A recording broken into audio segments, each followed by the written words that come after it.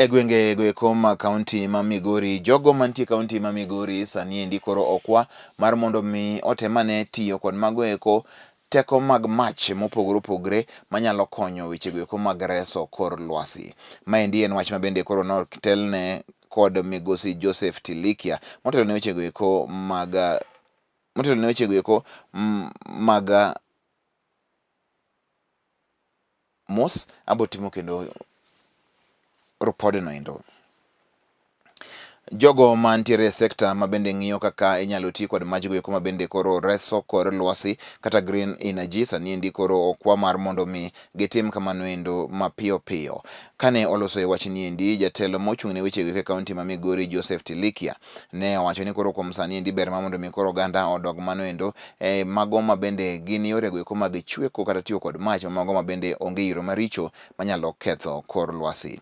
Jakom mar mine mochung' ne energy kata goeko mag energy sector kata kamano endo ne owacho ne piny owacho mar mondo mi ong'iyane weche goeko mag duoko nengo piny manyalo tigo kod gik mamoko mabende sani ok nyal hinyo kor lwasi koda ka iro. Kuom sani endi kaunti no endo ma Migori pod nitiere chien ka koro pod kwan ata malo madilo 51 mar oganda makuro tiyo kod yien ma imodo e yor no endo mar chweko.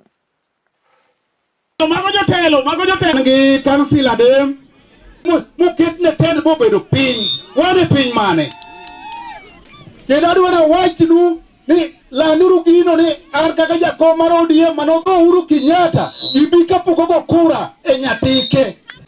Koro kidwogo ka kidhi e wendo kidhi Rongo kidhi Suna adwa nyisi ni analoso kendo nyarwa mabendo oherowa madhi chung'nwa Migori County to do mane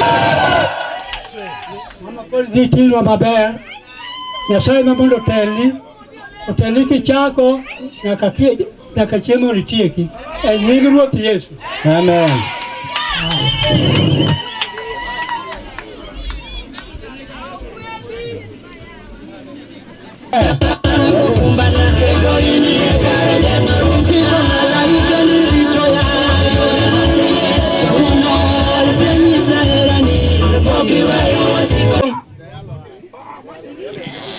rombone subini madibone mapala ne yawa tule maonge mama go picha mi session mar go picha yawa go picha gi jodala u ayie ni kaundo tek pinye mo chacha komodeko lakini I want to say Migori County is ODM, but there is something that is happening, some rumors that is mongered by some of our leaders that is really disheartening our people. You can see this remote location. Sometimes our party leader and even our officials in Orange Chungwa House in Nairobi may not get here to know exactly what these people are thinking. But our people are feeling frustrated because there are some of our fellow leaders who keep saying that they already have the ticket of ODM and therefore there is no room for the rest of the people who may be interested in one seat or another. It is my humble prayer that ODM leaders, please check your speed. Fellow leaders who want seats, or those who are already in seats, know that we are in a movement that is democratic. Let us not kill the democratic spirit in our parties. You can see what is happening in Kenya. Everybody else is struggling to register their party because people are frustrated.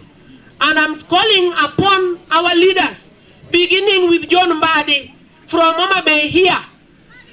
Nobody is going to impose any leader on any seat on the people of Migori County.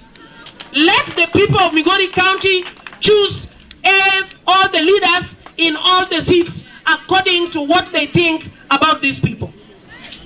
You think you are saying you are popular and you have the ticket? Yes, you may be popularizing yourself, but you are spoiling for Baba. You people are spoiling for Baba. I want Baba to hear me wherever he is, that these people who claim to be already having your ticket and claiming that you have endorsed them are spoiling for you.